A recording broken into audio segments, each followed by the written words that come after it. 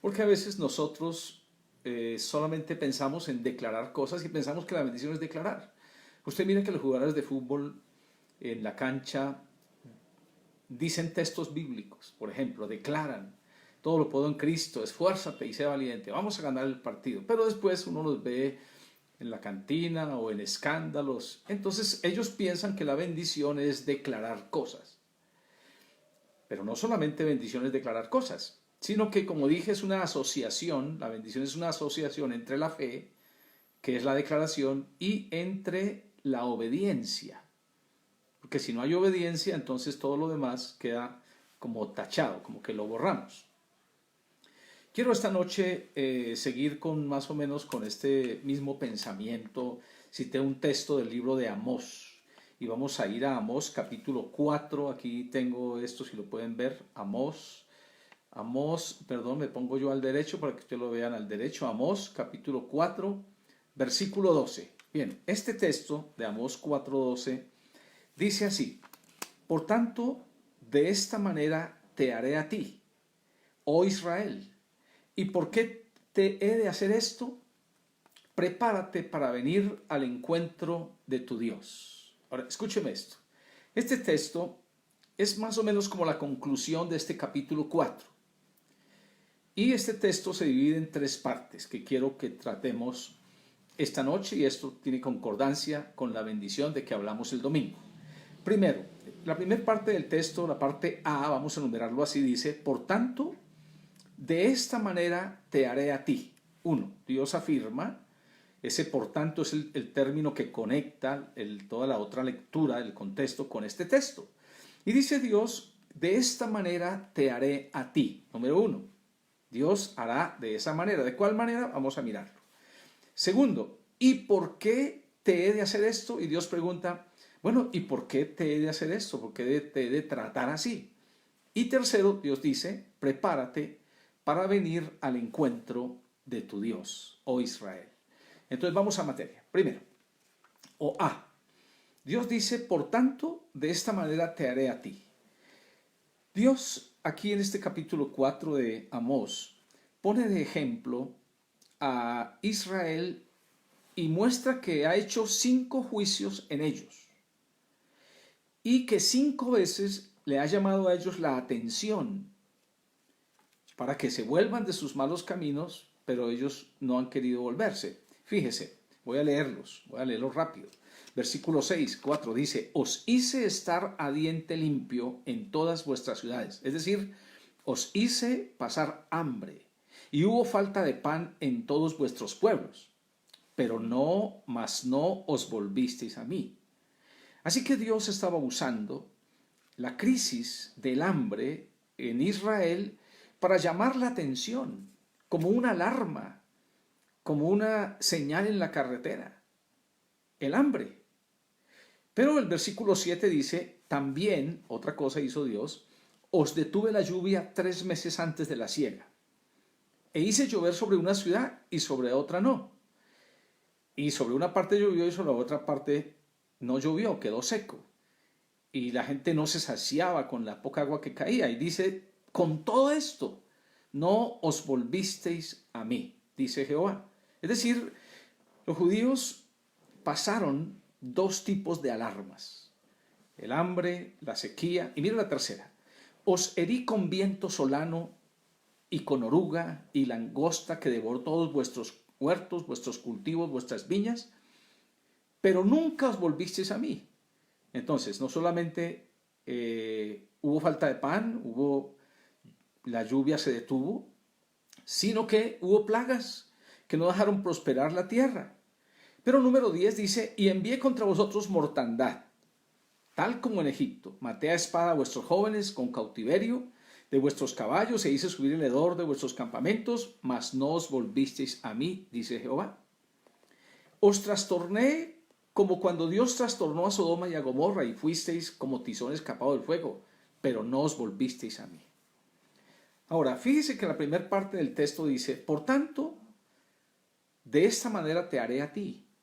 ¿Qué está diciendo Dios? Dios está diciendo que Dios va a la gente que es dura de cerviz, que no entiende que las crisis que nos pasan nos hacen mirar al cielo. Acordémonos que el hijo pródigo, cuando estaba solicitando la herencia, él no se acordó de Dios. Pero cuando estaba ya, que había malgastado todo y estaba ya en las algarrobas de los cerdos, comiendo las algarrobas de los cerdos, se acordó de Dios y de su Padre. A veces nos pasa eso a nosotros, pero a veces no, con todo no. Con todo lo que nos puede pasar, a veces decimos que es la casualidad, que todo va a cambiar, que todo va a mejorar, que Dios no existe de pronto y que eso son cosas que, ¿cuál Dios? Eso es cosa de religiosos. Pero mi hermano y mi amigo que me escucha, la Biblia dice que las crisis son llamados de atención, son alarmas. Ahora, de algo nos tendremos que morir, nos vamos a morir. Sin embargo, Dios que nos hizo, que hizo los cielos y la tierra, que tiene control sobre todos nosotros, Él hace las cosas y Él dice, te voy a hacer a ti. Pero ¿sabe cuál es el propósito? ¿Sabe cuál es el propósito de las crisis? De todas estas cosas que pasan. Uno puede pensar que hay crisis que vienen porque el hombre mismo las causó. Por ejemplo, a veces nos enfermamos es porque comemos comidas que no son, y nos enfermamos. Entonces nosotros mismos traemos las crisis y las situaciones a nosotros mismos. Pero Dios usa eso como una forma de alarma, como una campana, como un llamado, para que nosotros como que nos volvamos así, como para sacudirnos, como para sacarnos como del tedio. Fíjese que estamos atravesando un tiempo en nuestra nación y en el mundo entero de humanismo bravo, en el cual a lo malo se le llama bueno y a lo bueno malo, en el cual Jesucristo nuestro Señor, la Biblia parece ya un libro de museo. Mire, están hablando hasta de reinterpretar la Biblia, porque según para algunos la Biblia es contra los derechos humanos, porque la Biblia exige normas éticas, de moral, pureza en la vida sexual. Entonces algunos ya quieren cambiar la Biblia porque va contra los derechos humanos, va contra la libre libertad, contra que la gente quiere hacer lo que quiere. Ahora, pero Dios dice, de esta manera te haré a ti. Dios, a fin de que nosotros volvamos nuestros ojos a Él, puede Dios traernos a nosotros juicio. Y puede Dios hacer en nosotros crisis de varias formas, de llamado de atención, de varias formas a fin que nosotros nos volvamos a Él. Pero en segundo lugar dice el texto, ¿y por qué te he de hacer esto? ¿Y por qué te he de hacer esto?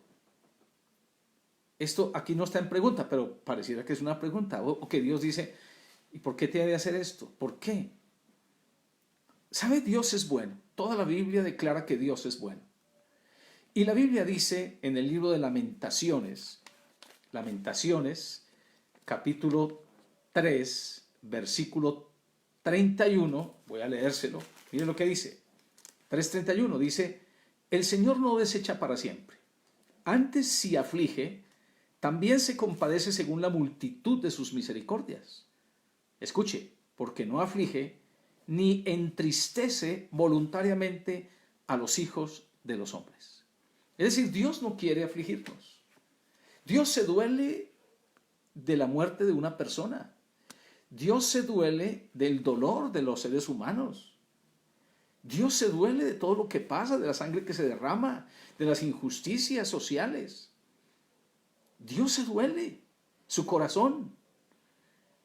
Y Dios está viendo Dios esta crisis por lo que estamos pasando. Y Dios está mirando el corazón de cada persona. Pero ¿sabe? Dios no quiere hacerlo. ¿Y por qué te debe hacer esto? Dios dice eso. Y si declaramos nosotros que Dios es bueno, es porque Dios tiene un propósito, ¿sabe? Y como tenemos que morirnos, ¿cuál será entonces el propósito de Dios para nosotros? ¿Cuál es el propósito entonces? Déjeme decirle, está aquí en el tercer punto. Prepárate para venir al encuentro de tu Dios. ¿Cuál es el propósito de Dios? Que nosotros nos volvamos a Él. Que reconozcamos que Dios es nuestro Dios, que es el Todopoderoso, que es santo.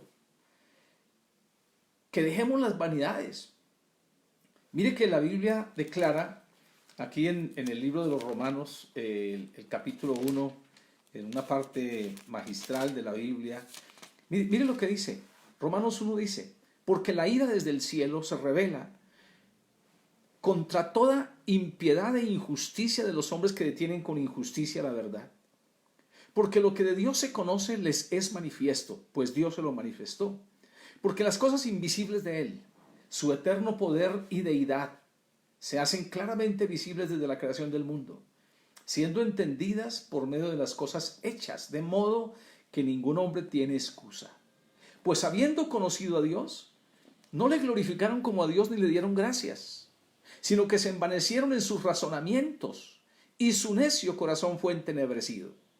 Profesando ser sabios, se hicieron necios, y cambiaron la verdad de Dios por la mentira, y cambiaron la gloria del Dios incorruptible en semejanza de imagen de hombre corruptible, de cuadrúpedos y de reptiles. Por lo cual, Dios también los entregó a la inmundicia en sus corazones, de modo que deshonraron entre sí sus propios cuerpos, ya que cambiaron la verdad de Dios por la mentira, honrando y dando culto a las criaturas antes que al Creador, el cual es bendito por los siglos de los siglos. Por esto Dios los entregó a pasiones vergonzosas, pues aún sus mujeres cambiaron el uso natural por el que es contra naturaleza, y de igual modo también los hombres, dejando el uso natural de la mujer, se encendieron en su laxivia unos con otros, cometiendo hechos vergonzosos. Y como no quisieron tener en cuenta a Dios, entonces Dios los entregó a una mente reprobada para hacer cosas que no convienen. ¿Sabe? El propósito de estas crisis es que nos volvamos a Dios. Mire, Dios trajo 5 juicios sobre Israel aquí en Amós. Y dice, mire lo que dice al final de cada juicio, dice, mas no os volvisteis a mí. Con todo, no os volvisteis a mí. Dice, nunca os volvisteis a mí. Es decir, cuando cayó el juicio, ellos no reflexionaron en que estaban lejos de Dios. Y mi amigo y mi hermano, quiero esta noche exhortarle a volverse a Dios, a no pensar que Dios es como un bombero. A veces tenemos a Dios como un bombero, solamente es cuando tenemos necesidad, pero no tenemos a Dios como nuestro amigo, como una persona que amamos, que hablamos con Él, que caminamos con Él, que obedecemos su palabra, no. Y mire, el capítulo 5, a manera de conclusión, el capítulo 5 de Amós.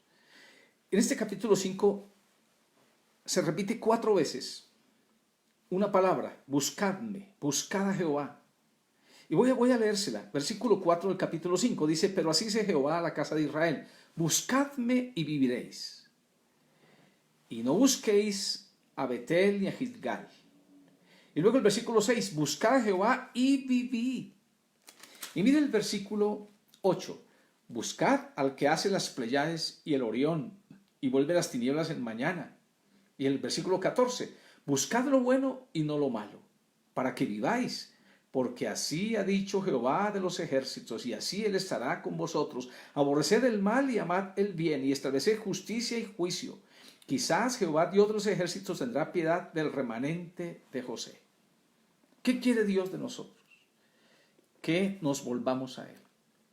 Mire, mi hermano y mi amigo, usted que me escucha, usted que tiene un familiar cristiano, usted que a veces es duro para obedecer a Dios o que juzga a los cristianos, y porque usted no piensa que entonces porque una persona viene a la iglesia, su familiar viene a la iglesia, entonces tiene que ser súper perfecto.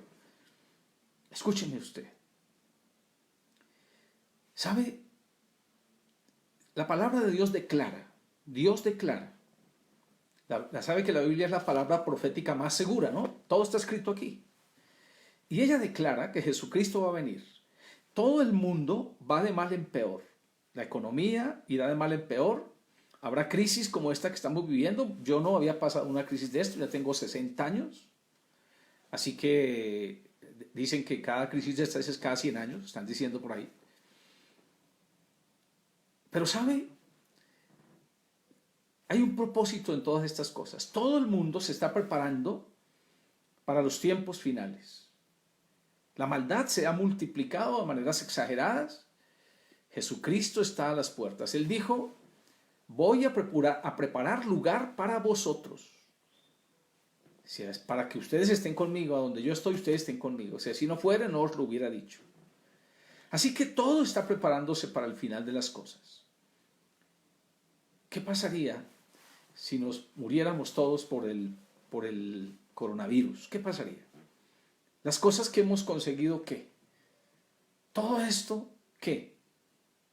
¿Se da cuenta que no tiene valor alguno? Ahora, cuando Jesús venga, todas las cosas no tendrían valor. Y a veces nosotros gastamos nuestra vida, malgastamos nuestra vida solamente en conseguir y en pensar en tener cosas y distraídos completamente en el mundo, y sacamos a Dios.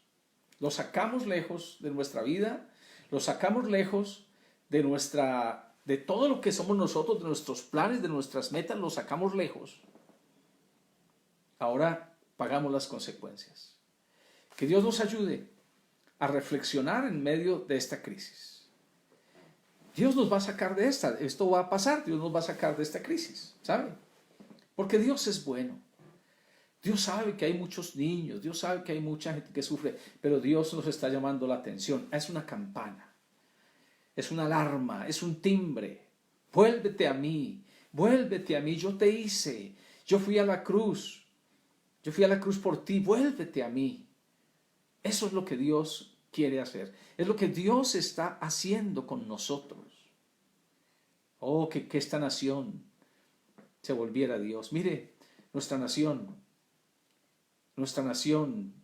hermosa, por todo lado, esta patria es muy hermosa, pero a veces la injusticia social, la clase política, a veces la misma clase religiosa, dañamos esta nación.